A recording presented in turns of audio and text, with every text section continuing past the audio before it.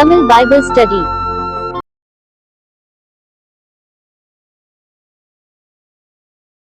Praise the Lord. 2 Samuel புஸ்தகம் 9ஆம் அதிகாரம். 2 சாமுவேல் 9ஆம் அதிகாரம். யோனத்தான் நிமித்தம் என்னால் அடுத்த ஒரு பாட்டு அல்லது ஒரு பகுதி, அதில் ஒரு செய்தியை நமக்கு சொல்ல போகிறாங்க. இதை எழுதுகிறவர் பார்த்தீங்கன்னா அந்த காரியத்தை நமக்கு கொண்டு வர்றார். யாரு இது? இந்த இடத்துல சாமுவேல் எழுதினார் அப்படின்னு நம்ம எடுத்தாலும், இது பார்த்தீங்கன்னா சாமுவேலுக்கு இந்த ஞானத்தை கொடுத்து எதெல்லாம் எழுதணும், எதெல்லாம் ஜனங்களுக்கு பின்னாட்களில் படிக்கிற சந்ததிகளுக்கு தெரியப்படுத்த வேண்டும் என்று ஆண்டவர் விரும்புகிறாரோ அவைகளை சாமுவேல் எழுதுறார். அதனாலதான் இது வேதம் அப்படின்னு சொல்லி பார்க்கிறோம். ஸ்கிரிப்சர் அப்படின்னு சொன்னாலே என்ன அர்த்தம்னா, நிறைய செய்திகள் அவர்களுக்கு தெரிந்திருக்கலாம், ஆனாலும் கர்த்தர் என்ன செய்தியை தன் ஜனத்துக்கு கொண்டு போக விரும்பினாரோ அந்த செய்தியை அவர்களுக்குள் அவர் ஏவின வண்ணமாக அவர்கள் எழுதினார்கள். அதனால தேவாவினாலே ஏவப்பட்டு அவர்கள் எழுதினார்கள். எல்லாம் இஷ்டத்துக்கு எனக்கு நிறைய பெரிய ஹிஸ்டரி தெரியும் அப்படின்னு சாமுவேல் என்ன பண்ண முடியாது, எல்லாத்தையும் எழுதுனா அர்த்தம் கிடையாது, அது வேதமா இருக்காது. சரியா? அதன்படினாலே இது வேதம் என்பதற்கு இது ஒரு சாட்சி. சரி, யோனத்தான் நிமித்தம் என்னால் தயவு பெற்றவர்கள் எவனாவது சவுலின் வீட்டாரில் இன்னும் மீதியாயிருக்கிறவன் உண்டா என்று தாவீது கேட்டான். இப்போ நம்ம மெயினா இதுல தாவீதினுடைய கேரக்டர் தான் அதிகமா படிச்சுட்டு வரோம் இல்லையா? நம்மளும் தாவீதை போல எப்படி ஜெபிக்கணும், ஒடுக்கப்படுகிற வேலையில எப்படி சோர்ந்து போகிற நேரத்துல கர்த்தரை பிடிக்கணும், கர்த்தர் நல்லா உயர்த்தி வைத்திருக்கும் போது எப்படி கர்த்தருடைய பார்வையில நாம நடந்து கொள்ளணும், பெருமை கொள்ளாதபடி, மேட்டிமை கொள்ளாதபடி, சில இடங்களில் பார்த்தீங்கன்னா விழும்பொழுது கர்த்தர் உணர்த்தும் போது எப்படி பார்த்தீங்கன்னா தன்னை அர்ப்பணித்து எழும்பணும் அப்படின்ற நிறைய விஷயங்களை அவன்கிட்ட படிக்கலாம். இப்போ இதுவும் ஒன்று என்ன அப்படின்னா, இப்போ நீங்கள் 7ஆம் அதிகாரத்தில் ஒரு காரியத்தை படிச்சிங்க. என்ன அப்படின்னா, தாவீதை சமஸ்த இஸ்ரவேலுக்கு மேலும் தேவன் ராஜாவாக மாற்றின பின்பு அவன் நல்ல ஒரு வீட்டில் அதாவது கேதுரு மரங்கள் எப்படி சொல்லப்பட்டிருக்கல, கேதுரு மரங்களில் பண்ணப்பட்ட அரண்மனையில் வாசம் பண்ணி கொண்டு இருக்கிறான். அப்போ உட்காந்து வாசம் பண்ணும்போது திங்க் பண்ணுறான், தேவனுடைய உடன்படிக்கை பெட்டி எப்படி காணப்படுது அப்படின்னு சொன்னால், நான் எப்படி கனமான ஒரு இடத்துல வாழ்ந்து கொண்டு இருக்கிறேன், ஒரு ஹானர்டு பிளேஸ் இல்லையா, பேலஸ், அதில் வாழ்ந்து கொண்டு இருக்கிறேன். அவருக்கோ பார்த்தீங்கன்னா எதில் காணப்படுது அவருடையது உடன்படிக்கை பெட்டி அப்படின்னு சொன்னால் ஒரு கூடாரத்தில் காணப்படுது. ஆனால் நான் வாழ்கிறது மாளிகையாக இருக்குது, அதனால தேவனுக்கு நான் என்ன பண்ணுவேன், ஒரு ஆலயத்தை நான் கட்டுவேன் அப்படின்னு என்ன பண்ணுறான் அவன் யோசிக்கிறான். அதை நாத்தான்ட்ட சொல்கிறான். நாத்தான் உடனே நீர் உன்னுடைய விருப்பப்படி செய்யும், தேவன் மோடு கூட இருக்கிறாரே அப்படி சொல்கிறான். அதுக்கப்புறம் அஃப்கோர்ஸ் ஆண்டவர் பார்த்தீங்கன்னா இது வேணாம் அப்படின்னு சொல்லிட்டு என்ன பண்ணாரு, அவனை அந்த தாட்டுக்காகவே, ஏன் அப்படின்னு சொன்னால் அவ்வளவு உன்னதமான ஒரு தாட் அது. ஆக்சுவலாக ஆண்டவர் அவனை ஆலயத்தை கட்ட விடவில்லை என்றாலும் அவனுடைய அந்த எண்ணத்தை ஆண்டவர் அங்கீகரித்து அதற்காக மிகப்பெரியதான ஒரு வாக்கு தத்துவத்தை என்ன பண்றாரு, ஆண்டவர் பேசுறார். மேசியா அவனுடைய குடும்பத்துல தான் வருவாரு, அவனுடைய சிங்காசனம் எப்பொழுதும் காணப்படும், அவனுடைய சந்ததியில வருகிற ஒருவர் தான் அதுல என்னன்னைக்கு உட்கார போறாரு அப்படின்ற காரியத்தெல்லாம் ரொம்ப அற்புதமாய் காணப்படும். என்ன சொல்ல வரேன் அப்படின்னா, இப்போ யுத்தம் நடக்கும்போது யுத்தத்துல தான் கான்சன்ட்ரேஷன் ஃபுல்லா. ஏன்னா அது தேவனுக்காக செய்கிறதான, அதாவது இஸ்ரவேல் ஜனங்களுக்காக செய்கிறதுனா தேவனுடைய நாமத்துல செய்கிறதான யுத்தம், தேவ ஜனங்களை காக்கிறதான யுத்தம். அது முடிஞ்சது, ஒரு சாப்டர் முடிச்சது. இப்போ 8ஆவது அதிகாரத்துல அந்த காரியம் நடக்குது இல்லையா, யுத்தம். இப்போ 9ஆவது காரியம், யுத்தம் எல்லாம் ஃபினிஷ்டு. அவன் திரும்பவும் வீட்டில் இருக்கும்போது என்ன பண்றான், யோசிக்கிறான் என்ன பண்ணலாம் அப்படின்னு சொல்லிட்டு. முன்னாடி 7ஆம் அதிகாரத்துல பார்த்தோம் தேவனுக்காக என்ன செய்யலாம் நம்ம. இந்த 9ஆம் அதிகாரத்துல நம்ம பார்க்கிறோம், இப்போ நம்ம வேற ஏதாவது செய்ய வேண்டியது இருக்கா, யாருக்காவது நான் செய்ய வேண்டிய நன்மை ஏதாவது காணப்படுதா, உட்காந்து யோசிக்கிறான். இல்லை அப்படின்னா இப்போ யோனத்தானெல்லாம் நினைக்க வேண்டிய அவசியமே கிடையாது. ஆனால் அவன் வனாந்தரத்திலே ஓடும் பொழுது சவுலின் குமாரனாகிய யோனத்தான் எப்படி அவனுக்கு ஒரு ஜீவனை போல, ஆத்துமாவை போல அவன் பார்த்தீங்கன்னா காணப்பட்டு எப்படி தன்னுடைய ஜீவனை பார்க்காம தாவீதை பாதுகாத்தான். ஒரு உடன்படிக்கை அவர்கள் பண்ணினார்கள். ஆனால் இன்னைக்கோ வருஷங்கள் ஆகிவிட்டது, தாவீது ரொம்ப பலத்தவனாயிட்டான், சவுலுடைய குடும்பத்தார் ரொம்ப சிறுமைப்பட்டு போய்விட்டார்கள். நார்மலா நடக்கிறதான காரியம் என்னன்னா, அடுத்த ஒரு ராயல் டைனாஸ்டி வரும்போது அந்த முந்தின டைனாஸ்டில இருக்க அத்தனை பேரையும் என்ன பண்ணுவாங்க, கொன்று போடுவார்கள். இதுதான். அப்ப இதை நீங்க பாத்தீங்கன்னா பார்க்க முடியும். என்னன்னா சவுலுடைய வீட்டார் தாவீது இதாயிட்டோன்னு ஓடுறாங்க. இப்படியே இருக்கும். சவுலும் யோனத்தானும் மரித்ததை கேட்டு இந்த தாதி யோனத்தானுடைய சின்ன பிள்ளைய தூக்கிட்டு என்ன பண்ணுவா, ஓடுவா, ஏன்னா அவனை கொண்டுடுவாங்க அப்படின்னு சொல்லிட்டு. அப்ப கீழே விழுந்து அவன் கால்கள் முடமாகிறத நீ இப்படியே பயந்ததுனால் அப்படின்னு சொல்லிட்டு. ஏன் அப்படின்னா உயிர் பயம், அடுத்த ராஜா நிச்சயமா கொண்டுடுவான் அப்படின்னு சொல்லிட்டு. ஆனா தாவீது அப்படிப்பட்டவன் அல்ல. இப்போ இவன் இந்த யுத்தத்துக்கு அப்புறம் உட்காந்து அவன் யோசிக்கிறான், தேவனுக்கு செய்ய நினைச்சேன் நான், தேவன் இப்போ வேணாம் அப்படின்ட்டாரு, இப்போ யாருக்காவது மற்றவர்களுக்கு நான் நன்மை செய்ய வேண்டியது இருக்குதா, ஏதாவது கடமை இருக்குதா எனக்கு, அப்ப இந்த தாட் வந்து எப்படி வரும் பாருங்க. நமக்கு வந்து நல்ல உயர்த்தி ஆசீர்வதிக்கப்பட்டிருக்கும் போது நமக்கு வந்து தேவனை குறித்து நினைக்கிறதுக்கான அந்த நேரங்கள் கொஞ்ச நேரம் வேணா எடுத்துக்கலாம். நம்ம என்ன செய்யலாம்? ஏன் அப்படின்னா தாவீது எப்படி பார்க்குறான் அப்படின்னா, என்னை ஆண்டவர் அழைத்து இப்படி ஓடிக்கொண்டிருந்த என்னை இந்த நாளிலே அந்த சிறுமையிலிருந்தெல்லாம் நெருக்கத்திலிருந்தெல்லாம் ஆண்டவர் என்னை நீக்கி விசாலத்திலே கொண்டு வந்து நிறுத்தி இவனமாய் தன்னுடைய வார்த்தையை நிறைவேற்றி வைத்திருக்கிறாரே, நான் என்ன செய்யணும் அவருக்கு? அப்போ இந்த அழைப்புல வேற ஏதாவது விஷயங்கள் இருக்கா? நான் தேவனுக்கு ஏதாவது செய்ய வேண்டிய காரியங்கள் இருக்கா, கடமைகள் இருக்கா அப்படின்ட்டு யோசிச்சு பார்க்குறான். அதனால்தான் ஆலயத்தை கட்டுறதை குறித்து அவன் யோசித்து என்ன பண்றான், பேசுகிறான் நாத்தானோடு கூட. அதே மாதிரிதான் இந்த இடத்துல நான் வேற யாருக்காவது ஏதாவது செய்யணுமா, என் கடமையில ஏதாவது இன்னும் மிஸ் ஆயிருக்கா அப்படின்னு மற்றவர்களை குறித்து என்ன பண்றான், யோசிக்கிறார். அழகா இருக்கு பாருங்களேன். யோனத்தான் நிமித்தம் என்னால் தயவு பெறத்தக்கவன் எவனாவது சவுலின் வீட்டாரில் இன்னும் மீதியாய் இருக்கிறவன் உண்டா என்று தாவீது கேட்டான். அப்பொழுது சவுலின் வீட்டு வேலைக்காரனாகிய சீபா என்னும் பேருள்ளவனை தாவீதினிடத்தில் அழைத்து வந்தார்கள். ராஜா அவனை பார்த்து, நீதானா சீபா என்று கேட்டான். அவன் அடியேன் தான் என்றான். அப்போது ராஜா, தேவன் நிமித்தம் நான் சவுலின் குடும்பத்தாருக்கு தயை செய்யும்படி அவன் வீட்டாரில் யாதொருவன் இன்னும் மீதியாய் இருக்கிறானா என்று கேட்டதற்கு, ஏன்னா நிறைய பேர் வந்து அழிஞ்சு போயிட்டாங்க. ஏன் அப்படின்னா ஒரு பெரிய யுத்தம் வந்து நடந்துட்டு இருந்ததுன்னு பார்க்குறோம். யாருடைய நாட்களில்? சவுல் போனதற்கு அப்புறம் சவுலுடைய தளபதியாய் காணப்பட்ட யார்? அப்னேர் தான் பெரியவனாய் காணப்பட்டான். அதெல்லாம் ஃபுல்லாக கண்ட்ரோல் பண்ணிட்டு இருந்தான். இன்னொரு குமாரன் இஸ்போசேத், அவன் தான் ராஜாவாய் காணப்பட்டான். சவுலுடைய ஸ்தானத்தில் ராஜாவாக இருக்கான். அவனுக்கு அப்னேர் சப்போர்ட் பண்ணிட்டு இருக்கான். இது ஒரு ஸ்டோரி. அது வந்து பார்த்தீங்கன்னா முடிஞ்சு போச்சு. அவன் விரோதமாக எழுமினபடினாலே அப்னோர் அவனை பகைத்து கொண்டு தாவீதுக்கு சப்போர்ட் பண்ண வந்தான். அதற்கு பின்பு இந்த யோவாபுனாலே கொல்லப்பட்டான், தந்திரமாய் கொல்லப்பட்டான். இப்படி வந்து பார்த்தீங்கன்னா ஒரு சாப்டர் முடிஞ்சிச்சு. ஆனால் இன்னைக்கு சுச்சுவேஷனே வேற. தாவீது வந்து பார்த்தீங்கன்னா ரொம்ப ஸ்ட்ராங்கான ஒரு கிங்காக வந்து தேசத்துக்குள்ள வந்தது மாத்திரமல்ல, ஃபுல்லாக அந்த ஏரியாலே மிடில் ஈஸ்ட் சொல்லுவோம்ல, அதெல்லாம் கடந்து இப்போ சீரியா தேசம்லாம் வரைக்கும் கூட அவனுடைய கீர்த்தி வந்து பரவிருச்சு. அங்கே இருக்கவங்களெல்லாம் என்ன பண்ணான், அந்த ராஜாக்களை எல்லாம் அந்த மேற்கொண்டான் அப்படின்னு பார்க்குறோம். அந்த ஒரு வசனமே காணப்படுத்து போன அதிகாரத்தில் அவனுடைய கீர்த்தி வந்து பார்த்தீங்கன்னா ரொம்ப பெருசாக கீர்த்தி பெற்றான். 13 வசனம் வாசிக்கிறோம். 8:13 தாவீது உப்பு பள்ளத்தாக்கிலே 18,000 சீரியரை முறிய அடித்து திரும்பினது. கம்ப்ளீட்டா வந்து சீரியா தேசம் வந்து பார்த்தீங்கன்னா முறியடிக்கப்பட்டது. அதனால ரொம்ப கீர்த்தி பெற்றான் அப்படின்னு பார்க்குறோம். இப்போ சுச்சுவேஷன் வந்து கம்ப்ளீட்டா வேற. அப்போ ஏன் வந்து பார்த்தீங்கன்னா எங்கே யாராவது ஒருத்தன் இருக்கானா சவுலின் குடும்பத்தில் அப்படின்னு கூட தெரியாத அளவுக்கு அவர்கள் மறைந்து இருக்கிறார்கள். அதனால தான் வந்து அங்கே காணப்படுறதான ஒரு வேலைக்காரனை பிடிச்சிட்டு வந்து கேட்குறாங்க, யாராவது இருக்காங்களா அப்படின்னு சொல்லிட்டு கேட்கும்போது அவன் சொல்கிறான். 3வது வசனத்துடைய 2வது பகுதி, அவன் வீட்டாரில் யாதொருவன் இன்னும் மீதியாய் இருக்கிறானா என்று கேட்டதற்கு சீபா ராஜாவை பார்த்து, இன்னும் யோனத்தானுக்கு 2 கால்களும் முடமான ஒரு குமாரன் இருக்கிறான் என்றான். அப்படி யோசிச்சு பாருங்க, ரொம்ப சின்ன பையனா வந்து 5 வயதுக்கும் கீழே, அதுக்கு கீழே தான் தாதி தூக்கிட்டு ஓடுறா அப்படின்னு சொன்னா, இப்போ வந்து வாலிபன் ஆயிட்டான். எத்தனையோ வருஷங்கள் வந்து போயிடுச்சு. இந்த அந்த டைம் பீரியடுக்காக நான் சொல்றேன். இதோ அவன் லோதோபாரிலே அம்மியேலின் குமாரனாகிய மாகீரின் வீட்டில் இருக்கிறான். அப்ப அங்க அந்த குடும்பத்தாரில் அந்த கோத்திரத்துல வந்து பாத்தீங்க அப்படின்னு சொன்னா அவனை மறைத்து என்ன பண்றாங்க, சவுலின் நிமித்தமாக அவனை வளர்க்கிறாங்க. சவுலுடைய வாரிசு என்பதனால அந்த மாகீரின் வீட்டில் வந்து வளர்க்கப்படுகிறான் அப்படின்ட்டு சீபான்றதான சவுலினுடைய வேலைக்காரன் வந்து அந்த இன்ஃபர்மேஷனை கொடுக்குறான் ராஜா கேட்கறதுனால. அப்போது தாவீது ராஜா அவனை லோதோபாரில் இருக்கிற அம்மியேலின் குமாரனாகிய மாகீரின் வீட்டிலிருந்து அழைப்பித்தான். சவுலின் குமாரனாகிய யோனத்தானின் மகன் மேவிபோசேத் தாவீதினிடத்தில் வந்தபோது முகங்குப்புற விழுந்து வணங்கினான். அப்பொழுது தாவீது மேவிபோசேத்தே என்றான். அவன் இதோ அடியேன் என்றான்.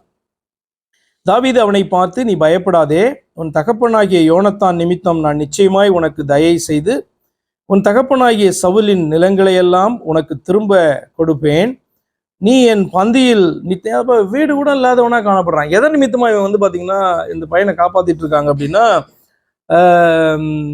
சவுலின் நிமித்தமாக, ஒரு ராஜாவாய் காணப்பட்டதான சவுலின் நிமித்தமாக வந்து பாத்தீங்கன்னா மாகீர் வந்து வீட்டுல இவன் மறைந்து வந்து வாழ்ந்து கொண்டு இருக்கிறான்.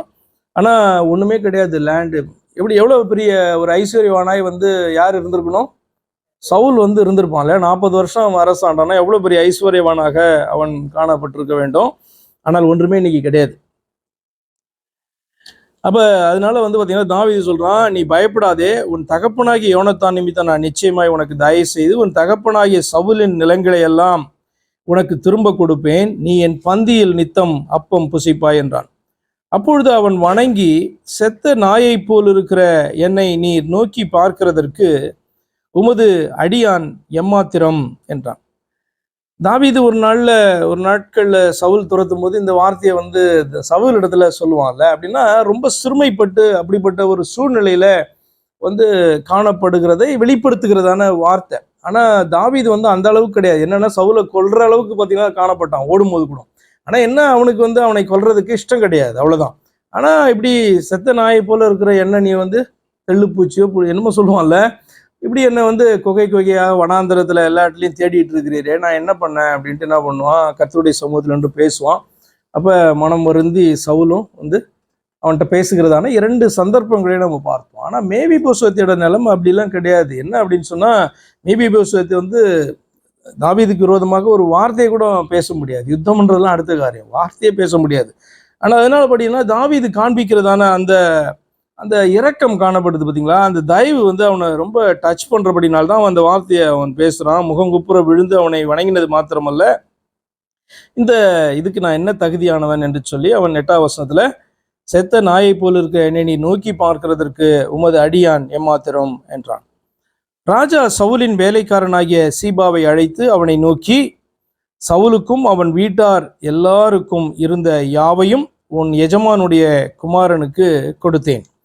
ஆகையால் நீ உன் குமாரரையும் உன் வேலைக்காரரையும் கூட்டிக் கொண்டு உன் எஜமானுடைய குமாரன் புசிக்க அப்பம் உண்டாயிருக்கும்படி அந்த நிலத்தை பயிரிட்டு அதன் பலனை சேர்ப்பாயாக. எல்லாரையும் வந்து மேவிபோசேத்துக்கு என்ன பண்றான், ஊழியக்காரராக வைத்து அவனுடைய ப்ராப்பர்ட்டிஸ் எல்லாம் பராமரிக்கிறதுக்கு என்ன பண்றான், அவர்களை நியமிக்கிறான். உன் எஜமானுடைய குமாரன் மேவிபோசேத் நித்தம் என் பந்தியிலே அப்பம் புசிப்பான் என்றான்.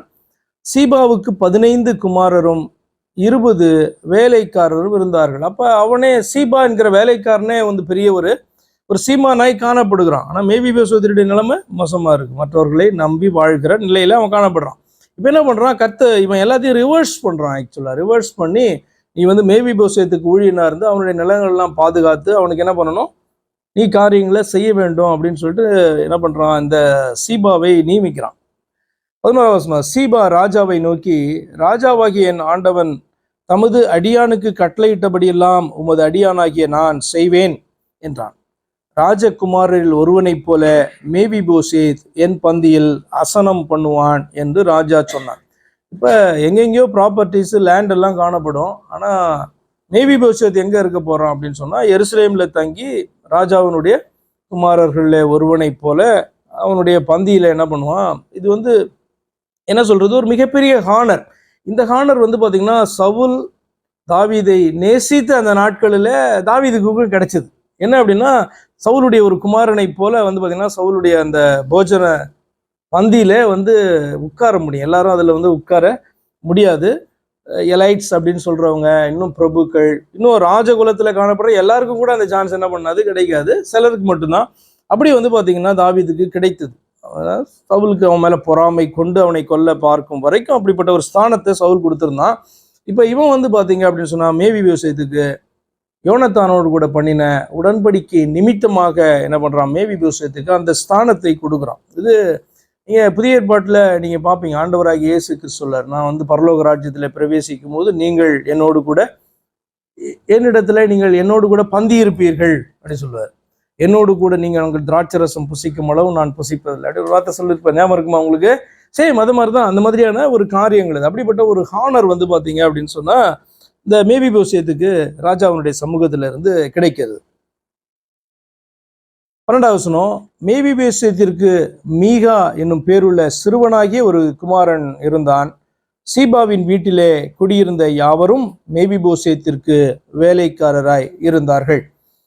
மேவிபோசேத் ராஜாவின் பந்தியில் நித்தம் அசனம் பண்ணுகிறவனாய் இருந்தபடியினால் எருசலேமிலே குடியிருந்தான். அவனுக்கு 2 காலும் முடமாய் இருந்தது அப்படின்ட்டு தாவீதினுடைய ஒரு காரியத்தை குறித்து அவன் எப்படி அந்த உடன்படிக்கையை வந்து ஹானர் பண்றான், யாரோடு கூட, யோனத்தான் மரித்து எத்தனையோ வருஷங்கள் ஆயிருக்கலாம், 30 வருஷத்துக்கு மேலே ஆயிடுச்சு யோனத்தான் மரித்து. அப்போ இதை ஹானர் பண்ணணுமா, அந்த உடன்படிக்கையை ஹானர் பண்ணணுமா, வருஷங்கள் கடந்து விட்டது என்று நினைக்காம அவனுக்கு அந்த வாய்ப்பு கிடைக்கும் போது அவனுடைய நமக்கு டைம் கிடைச்சா நம்ம என்னெல்லாம் யோசிப்போம், சிந்திச்சு பாருங்க. இதனை தாவீது நீ கற்றுக்கொள்ளுகிற காரியம். அவனை ஆண்டவர் அப்படியே அமர்ந்திருக்க பண்ணும்போது, சமாதானமாக இருக்கும்போது, வீட்டில் இருக்கும் பொழுது அவன் என்ன பண்றான், இப்படிப்பட்ட காரியங்களை சிந்திக்கிறான். உங்களுக்கு ஆச்சரியமா இருக்கும். லேட்டர் ஸ்டேஜில் அவன் பார்த்தீங்கன்னா இப்படி தனியாக இருக்கும்போது தான் வேற மாதிரி சிந்திக்கும் போது தான் அவன் பாவம் பண்ணதை நம்ம பார்க்குறோம். ஆனால் இந்த 2 இடத்துலையும் 7ஆம் அதிகாரம் 7ஆம் அதிகாரமும் 9ஆம் அதிகாரத்திலையும் பார்க்கும்போது அவனுக்கு அந்த டைம் கிடைக்கும் போது கர்த்தருக்கு என்ன செய்யலாம், மற்றவர்களுக்கு என்ன செய்ய வேண்டியிருக்கு, என்ன கடமை எனக்கு இருக்குது அப்படின்னு சொல்லி அவன் சிந்திச்சபடினால்தான் அவனுக்கு யோனத்தானுக்கு நம்ம கடமைப்பட்டு இருக்கிறோம். ஒருவேளை இதை கண்டுக்காம இருந்தாலும் கொஞ்சம் சிந்திச்சு பாருங்க, எவ்வளவு யோனத்தான் செய்தது மிகப்பெரிய ஒரு ஃபேவர் இல்லையா யாருக்கு, தாவீதுக்கு. அவன் சிறுமைப்பட்டு இருந்த காலத்துல, அற்பனாய் காணப்பட்ட காலத்துல ராஜகுமாரனாய் காணப்பட்டதான யோனத்தான் இவன் மேல தயவு பாராட்டி செய்ததான காரியம் மிகப்பெரிய காரியம். ஆனால் இன்னைக்கு அதை நினைக்கிறான், பல வருஷங்களுக்கு பின்பு பாத்தீங்கன்னா நினைத்து பார்த்து அதை எப்படி செய்யணுமோ அதை செய்யறான். அப்படின்னும் போது இந்த கேரக்டர் எல்லாருக்கும் ரொம்ப ரேர் கேரக்டர். அதனால அந்த கேரக்டர் நமக்கு வரக்கூடாது, இருக்காது அப்படின்னு நம்ம சொல்லக்கூடாது. நான் உலக மனுஷன், தாவீது தேவ மனுஷன் அப்படின்னு நம்ம பண்ணக்கூடாது, பேசக்கூடாது. நம்ம உட்கார்ந்து நம்ம சிந்திச்சு பார்த்தா நம்முடைய கடமை ஏதாவது செய்ய வேண்டியது இருக்குதா, மற்றவர்களுக்கு வாக்கு கொடுத்த காரியங்கள், செய்ய வேண்டிய காரியங்கள் இருக்கா, அல்லது கர்த்தர் என்னிடத்துல எதிர்பார்க்கிறார் என்று ஒரு நாள்ல எனக்கு தெரிந்திருக்கும், ஆனால் அப்போ அந்த காரியத்தை செய்ய முடியாத சூழ்நிலையில இருந்திருப்போம். ஆனால் இப்பொழுது செய்யக்கூடிய சூழ்நிலைக்கு வரும்பொழுது, ஏன்னா அன்னைக்கு வனாந்திரத்துல சுற்றி கொண்டிருந்த வருஷங்கள் உண்டு. அந்த நாட்கள்ல ஆலயத்தை குறித்துலாம் சிந்திக்க முடியுமா, உடன்படிக்கை பெட்டியை குறித்து சிந்திக்க முடியுமா? அவன் புலம்புறான், என்ன தேவனுடைய சமூகத்துக்கு வர முடியாதபடி என்னை துரத்துறாங்க, அந்நிய தெய்வங்களை ஆராதிக்கும்படி என்னை துரத்துறாங்க அப்படின்னு சொல்லிட்டு என்ன பண்றான், அவன் புலம்புறான். அப்ப இதை குறிச்செல்லாம் அவன் யோசிக்கவே முடியாது. அதனால இன்றைக்கு நிலைமையெல்லாம் சரியான பின்பு அவனுடைய எண்ணம் நான் என்ன செய்யணும் அப்படின்னு பாத்தீங்கன்னா சிந்திக்கிறதான எண்ணம் பாருங்க, அதுதான் நமக்கு டீச்சிங். அந்த இடத்துல எல்லா நேரத்திலையும் நம்மளால அந்த காரியத்தை என்ன பண்ண முடியாது, செய்ய முடியாது. ஏன்னா நம்முடைய ஃபோக்கஸ் வேற எதுலையாவது இருக்கும். ஆனால் அதிலே ஆண்டவர் சமாதானத்தை கொடுக்கும்போது, விடுதலையை கொடுக்கும்போது ஆண்டவரை குறித்து நினைத்தால்தான் அவருக்கு நன்றி செலுத்த முடியும். அதே போல இந்த இடத்துல அது முடிஞ்சிருச்சு, அடுத்த பாயிண்ட்னு வரும்போது திரும்பவும் எனக்கு வேற என்ன கடமை இருக்கு, நான் என்ன செய்யணும் அப்படின்னு சொல்லிட்டு சிந்திக்கிற ஒரு மனுஷனாய் காணப்படுறான். இதெல்லாம் அவர்கள்ட்ட நம்ம பிக் பண்ண வேண்டியதான காரியங்கள். நமக்கு அதெல்லாம் யோசித்து பார்க்கும்போது அது ஆச்சரியமாய் காணப்படும். ஆனால் இது மனிதர்களுக்கு இருக்க வேண்டியதான ஒரு கேரக்டர் தானே. சில கேரக்டர் நீங்க ஸ்பெசிஃபிக்கா கேரக்டர் தான் அந்த ஃபுல்லா அவர்களுடைய எல்லா குணாதிசயங்களும் சொல்ல. சில நேரங்களில் அவர்களுடைய அந்த செயல்பாடுகளை நீங்க பார்க்கும்போது ரொம்ப ரொம்ப ஆச்சரியமா இருக்கும். நார்மலான மனுஷன் அப்படி என்ன பண்ண மாட்டான். இப்போ ஃபார் எக்ஸாம்பிள், நார்மலான மனுஷன்லேருந்து என்ன வேறுபடுறான் அப்படின்னு சொன்னா, ஒரு டைனாஸ்டியிலேருந்து இன்னொரு டைனாஸ்டிக்கு, அதாவது இன்னொரு குடும்பத்தாருக்கு இந்த ராஜரீகம் போகும்பொழுது நார்மலாக அந்த பழைய டைனாஸ்டியில் இருக்க எல்லா லீகல் ஹேர்ஸையும், முக்கியமாக அந்த சிங்காசனத்துக்கு யார் வர முடியுமோ அத்தனை பேரும் என்ன பண்ணுவாங்க, கொன்று போடுறது நீங்கள் அந்நியத்திலையும் பார்க்கலாம், அந்நிய தேசங்களிலையும் இஸ்ரவேலுக்குள்ளேயும் கூட இந்த காரியத்தை பார்க்கலாம். ஏன்னா யாருமே பார்த்தீங்கன்னா அந்த இடத்த கிளைம் பண்ண கூடாது என்பதற்காக அது தொடர்ந்து அப்படிதான் காணப்படும். இன்னைக்கு பார்த்தீங்கன்னா நம்ம எலெக்ட் பண்ணி எடுக்கிறோம், நம்முடைய ராஜாக்களை எலெக்ட் பண்ணி எடுக்கிறோம், அதாவது அதிபதிகள் எலெக்ட் பண்ணப்படுகிறார்கள். அந்த நாட்களில் அப்படி கிடையாது. அவர்கள் பார்த்தீங்கன்னா மோனார்கியா காணப்பட்டினால, ராஜாக்களாய் காணப்பட்டு அந்த இடத்துக்கு வராங்கன்னா முன்னாடி இருக்கிறவங்க யாருமே என்ன பண்ணக்கூடாது. ஏன்னா எப்பயுமே பார்த்தீங்கன்னா சவுலுடைய அந்த ஃபாலோவர்ஸ் அல்லது அவனுக்கு விசுவாசமாக இருக்கிறவர்கள் ஒருபோதும் அழிந்து போறவங்க கிடையாது. இன்னும் 2 ஜென்ரேஷன் ஆனாதான் இருக்க மாட்டாங்க.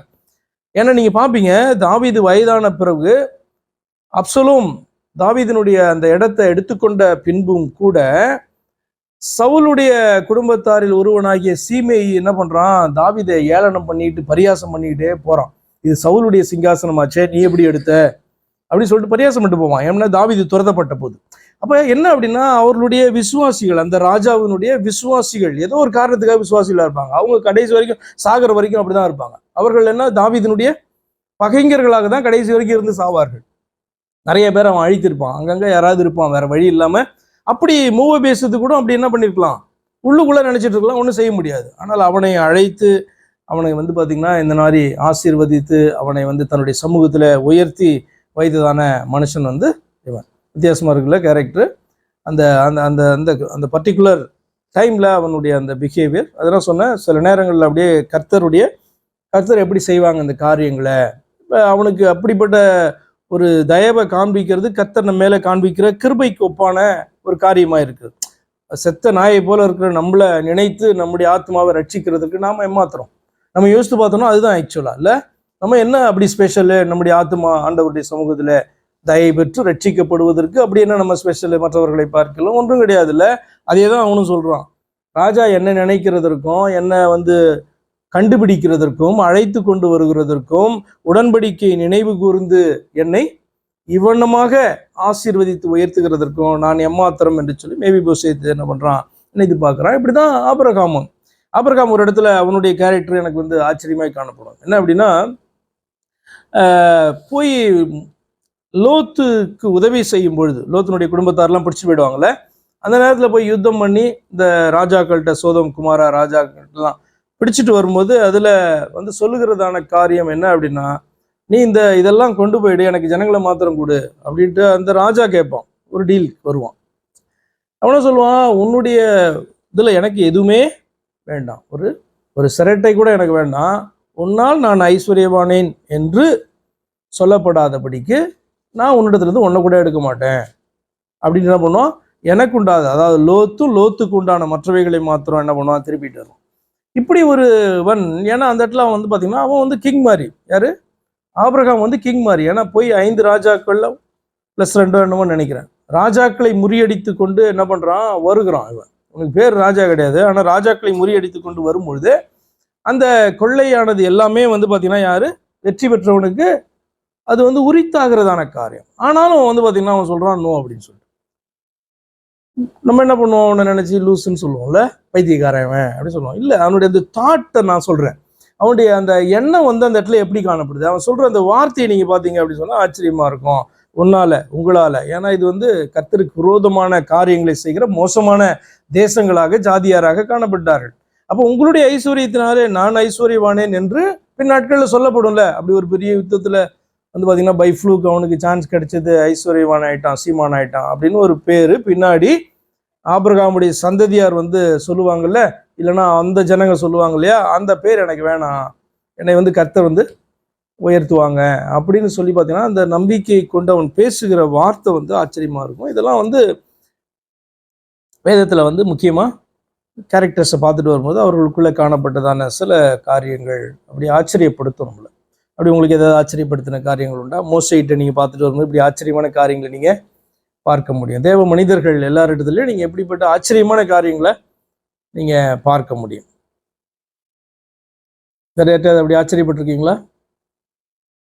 நார்மலாக உலக மனுஷன் நடக்கிறதுலேருந்து மாறுபட்டு நடக்கிறதான ஒரு தேவ மனுஷன் அப்படின்னு சொல்லும்போது இப்படிப்பட்டதான காரியங்கள் இப்படி தாவீதுனுடைய லைஃப்ல நீங்கள் பார்க்க முடியும்.